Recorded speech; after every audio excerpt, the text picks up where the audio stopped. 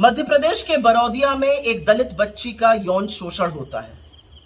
यौन शोषण करने वाले उसको डराते हैं, धमकाते हैं और कहते हैं कि वो इस बात के बारे में किसी से कुछ ना कहे। थोड़ी बहुत हिम्मत जुटाकर वो अपने परिवार को इस बात के बारे में बताती है और बड़ी मुश्किल से एफआईआर होती है। इस दलित बच्ची के यौन शोषण के मुख्य अभियुक्त बीजेपी के नेता पाए जाते हैं। उसमें से जो मुख्य अभियुक्त एक है अंकित सिंह, वो बीजेपी का कोई युवा ग्रामीण मंडल का अध्यक्ष था, और दूसरा अभियुक्त कोमल सिंह बीजेपी के विधायक भूपेंद्र सिंह का करीबी माना जाता है। इन लोगों ने मिलकर उस परिवार पर दबाव बनाया कि वो समझौता कर ले, और जब परिवार ने उससे इनकार कर दिया, जब वो राजी नहीं हुए, तो इन लोगों ने उस पीड़िता के भाई की पीट पीट कर हत्या कर दी। और जब मां ने आके बीच बचाव की कोशिश करी तो उसको भी निर्वस्त्र करके पीटा गया।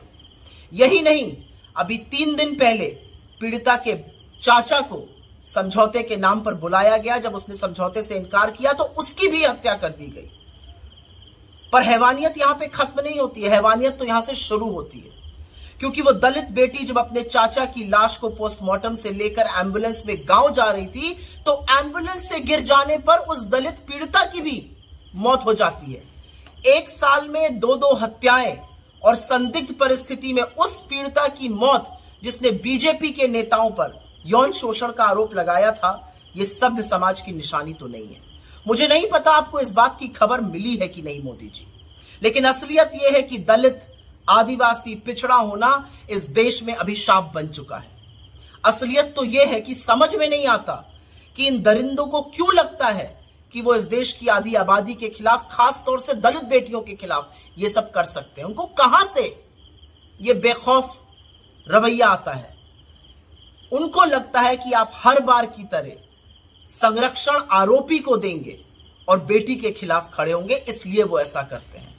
असल में तो मोदी जी जब आप चुनावी मंच से मुजरा शब्द का प्रयोग बार बार करते हैं तो इन आदमखोरों को हौसला मिलता है, इनको साहस मिलता है। इस तरह की हरकत बेटियों के साथ करने से इनको लगता है औरत दोयम दर्जा है और उसके साथ वो चाहे तो कुछ भी कर सकते हैं। आपसे कोई भी आशा करना बेमानी है, क्योंकि आप हर बार की तरह इस बार भी आरोपियों के साथ ही खड़े होइएगा। मीडिया में हर बार की तरह सुलटपक सन्नाटा है।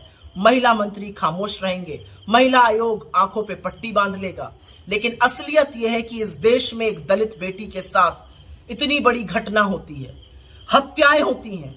आपके दरिंदे, आपके आदमखोर ना सिर्फ हमारी बेटियों का शोषण करते हैं, अब उनकी निर्मम हत्या भी कर रहे हैं, लेकिन आपके कान पर जूं नहीं रेंगती है। मुझे दुख है इस बात का कि आप इस देश के प्रधानमंत्री बने, क्योंकि आपके 10 साल के शासनकाल आधी आबादी के लिए अभिशाप से ज्यादा कुछ नहीं। इस देश में जो दलित बेटियों के साथ पिछले 10 साल में हुआ है वो सर्वथा गलत है, और अब वही अन्याय का अंत होगा, क्योंकि ये आपके बस की बात नहीं।